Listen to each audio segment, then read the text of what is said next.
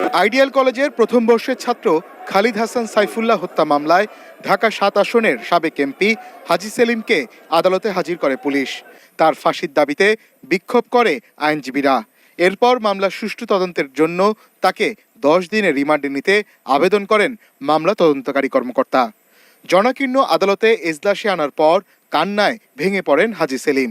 আসামির আইনজীবী তার রিমান্ড বাতিল চেয়ে জামিন আবেদন করেন। উভয় পক্ষের শুনানি শেষে আসামির ৫ দিনের রিমান্ড মঞ্জুর করেন বিচারক।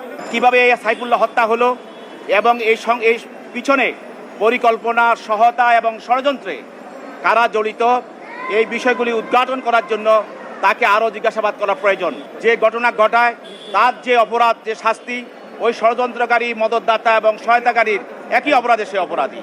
সেই হিসাবে এই হাজী সেলিম এই হত্যার সঙ্গে আরও অন্য নেজারনামী যারা তার হত্যার সঙ্গে, ষড়যন্ত্রের সঙ্গে তারা জড়িত। উনি তো বাক প্রতিবন্ধী, উনি কথা বলতে পারছেন না। যেহেতু কথা বলতে পারছেন না, উনাকে যদি রিমান্ডে না হয় আপনারা কি জিজ্ঞাসাবাদ করবেন? এই প্রেক্ষিতে উনারা একটু হট্টগোল করে উঠছেন। যারা আছে ডিসির নেতৃত্বে হত্যাকাণ্ডে জড়িত, সেখানে আমার কথা তো ওখানে বলা নাই, সুতরাং সুনির্দিষ্ট কোনো অভিযোগ নাই। সুতরাং আমার এই আসামির বিরুদ্ধে এই রিমান্ডের কোনো যৌক্তিক কোনো কারণ নাই। রাজধানীর বংশাল এলাকা থেকে রোববার রাতে হাজী সেলিমকে গ্রেফতার করা হয়। এদিকে জাতীয় পার্টি জেপির চেয়ারম্যান ও সাবেক মন্ত্রী আনোয়ার হোসেন মঞ্জুকে ধানমন্ডি থেকে আটক করে ডিবি কার্যালয়ে নেওয়া হয়।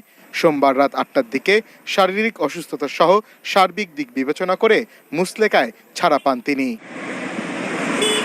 মনির হোসেন।